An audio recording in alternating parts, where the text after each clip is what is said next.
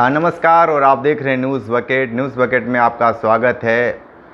देश में किस तरीके की राजनीति चल रही है और ख़ासकर उत्तर प्रदेश में।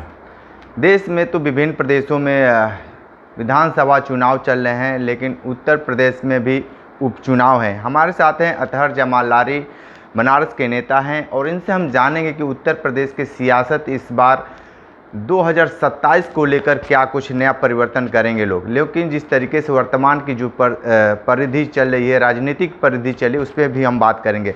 ये बताइए कि जिस तरीके से अखिलेश यादव लगातार योगी सरकार पे हमलावर हैं और योगी अखिलेश पर एक दूसरे पे आरोप प्रत्यारोप इन लोगों का जारी है, आप क्या देखते हैं इन दोनों नेताओं को लेकर?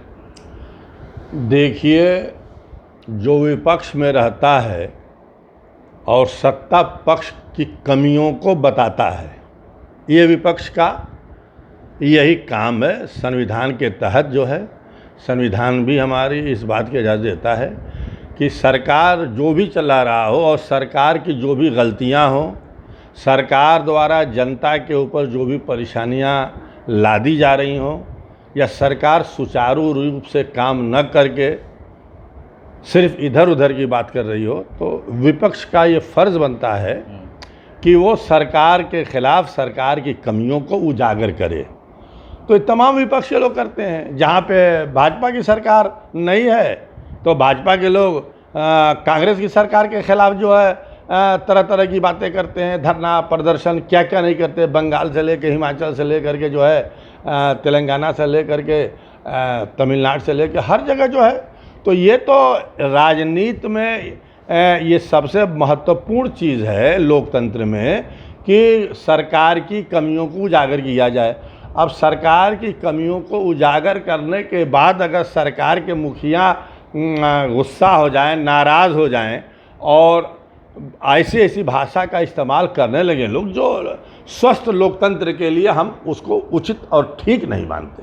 लेकिन जिस तरीके से ये लोग लगातार कांग्रेस हमलावर है, बीजेपी सरकार ये करे कि आप लोग एक साथ चुनाव क्यों नहीं कराते, और देखा जा रहा है तो अभी वन नेशन वन इलेक्शन की भी बात अब तेज हो गई है। देखिए, हमारी जो निजी राय है वो वन नेशन वन इलेक्शन हो ही नहीं सकता, करा ही नहीं सकते। संविधान इसकी इजाज़त ही नहीं देता। ये जो है वन नेशन वन इलेक्शन एक शगुफा है। जिस तरह से महिला रिजर्वेशन बिल पास हुआ ना, और कब लागू होगा, किस सन में लागू होगा, कब तक लागू होगा, कोई उसका ठिकाना है। उसी तरीके से ये भी है। जब ये सरकार जो है एक साथ 4 राज्यों का तो चुनाव करा नहीं सकती, हाँ, 4 राज्यों का चुनाव था और सरकार ने चुनाव नहीं कराया, तो हम कैसे मान लें कि एक साथ पूरे देश का जो है लोकसभा, विधानसभा, ग्राम पंचायत, नगर पालिका का एक साथ चुनाव करा देंगे। एक एक चुनाव हो रहा है तो 2-2 महीने टाइम लग रहे हैं, 10-10 दिन, एक महीने के बाद जो है एक एक चरण का चुनाव हो रहा है। तो हम कैसे मान लें कि सरकार जो है एक साथ सबका चुनाव करा देगी, और कहीं अगर कोई सरकारें भंग हो जाएं या कहीं कोई उपचुनाव आ जाए तो क्या सारे सरकारों को भंग कर दिया जाएगा? ये पॉसिबल नहीं है। ये तो एक शगुफा है भाजपा का। भाजपा हमेशा शगुफा छेड़ती रहती है और इसके तहत जो है ये इस तरीके की बातें की जा रही है। हमारी राय वन नेशन वन इलेक्शन के पक्ष में कतई नहीं है। मैं इसके खिलाफ हूँ और ये पॉसिबल भी नहीं है, ये हो भी नहीं सकता है।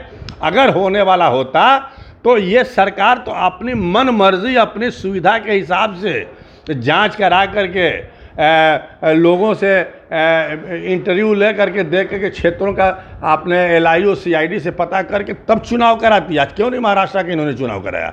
आज क्यों नहीं जो है झारखंड का इन्होंने चुनाव कराया? तो ये सरकार का सिर्फ एक बहकाने वाला एक मुद्दा है, भरमाने वाला मुद्दा है, बेवकूफ़ बनाने वाला मुद्दा है, और ये पॉसिबल नहीं है, हो भी नहीं सकता। लेकिन ये बताइए कि जिस तरीके से चुनाव बिहार में भी है अगले साल, और यहाँ पे लगातार ये जो बातें कही जा रही थी कि उलटफेर कुछ होगा कि नहीं इस बार? देखिए, इस वक्त जो सरकारें चल रही हैं तो उसमें उलटफेर तो होना ही होना है, और बिहार में भी भाजपा की सरकार जाएगी। देखिए, जनता त्रस्त है, महंगाई, बेरोजगारी, भ्रष्टाचार। देखिए बिहार में क्या हुआ, 80 दलितों का घर जला दिया गया हाँ, रोज़ बलात्कार हो रहे हैं, रोज़ चोरी हो रही है, रोज़ हत्या हो रही है, रोज़ लोग मारे जा रहे हैं, तमाम इस तरीके की बातें। महंगाई चरम सीमा पे है, खाने के लिए पेट में रोटी रोज़ी नहीं है, नौकरी नहीं है, भ्रष्टाचार है, बेईमानी है, लोग लाचार हैं, मजबूर हैं, मेडिकल दवाएं नहीं मिल रही हैं। तो जनता देख नहीं रही है कब तक राम के नाम पे और भगवान के नाम पे और राम मंदिर के नाम पे और हिंदू मुसलमान के नाम पे आप वोट करेंगे। अब देखिए अभी कहीं पाकिस्तान का नाम लिया जा रहा है, मोदी जी ले रहे हैं, चाहे हमारे मुख्यमंत्री जी ले रहे हैं। पाकिस्तान से क्या मतलब है भाई? रोशनी अगर अयोध्या में होगी तो उससे पाकिस्तान को जोड़ने का मतलब क्या है? सिर्फ हिंदू मुसलमान करने का मतलब है।